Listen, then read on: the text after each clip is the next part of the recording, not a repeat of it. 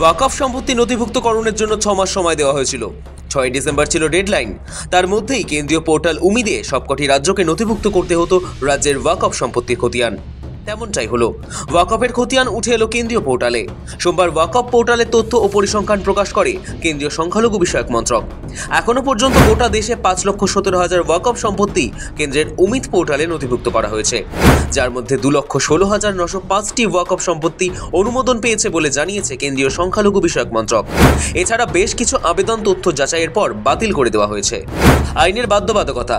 আইনটি 3B ধারায় বলা হয়েছে, দেশের সব নিবন্ধিত ওয়াকফ সম্পত্তির তথ্য 6 মাসের মধ্যে কেন্দ্রীয় পোর্টালে আপলোড করতে হবে এবং সংশ্লিষ্ট মুত্তাওয়াল্লিকেই আপলোড করতে হবে। এ ব্যাপারে সুপ্রিম কোর্ট থেকেও কোনো সুরাহা পাওয়া যায়নি। সুপ্রিম কোর্ট জানিয়েছিল দেশের সমস্ত ওয়াকফ সম্পত্তি কেন্দ্রের উমিদ পোর্টালে নথিভুক্ত করা বাধ্যতামূলক। সেই সূত্র ধরে গত 6 জুন সংশ্লিষ্ট পোর্টালটি তৈরি করে কেন্দ্রীয় সংখ্যালঘু বিষয়ক মন্ত্রক।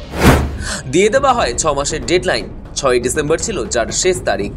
মন্ত্রী কিরেন রিজিজু গত সপ্তাহেই তা মনে করিয়ে দিয়েছিলেন, জানিয়েছিলেন এই সময়সীমা আর বৃদ্ধি করা যাবে না। তারপর সোমবার ওয়াকফ পোর্টালে তথ্য ও পরিসংখ্যান প্রকাশ করা হলো। তাতে জানানো হয়, প্রথম দিকের তুলনায় শেষ দিকের সম্পত্তি নথিভুক্তের পরিমাণ অনেকটাই বেশি। দায়িত্বপ্রাপ্ত আধিকারিকেরা প্রশিক্ষণের ব্যবস্থা করেছিলেন, সেটাই এই কাজে অনেকটাই গতি আনতে সাহায্য করেছে। আপাতত 6 মাসের হিসেব অনুযায়ী নথিভুক্ত হয়েছে 5,17,040টি ওয়াকফ সম্পত্তি। তার মধ্যে অনুমোদন পেয়েছে 2,16,905টি সম্পত্তি। নথিভুক্তকরণের সময় যাচাই প্রক্রিয়ার মাধ্যমে 10,869টি সম্পত্তি বাতিল করা হয়েছে। এখন অনুমোদনের অপেক্ষায় রয়েছে ওয়াকফ সংক্রান্ত 2,13,941টি সম্পত্তি।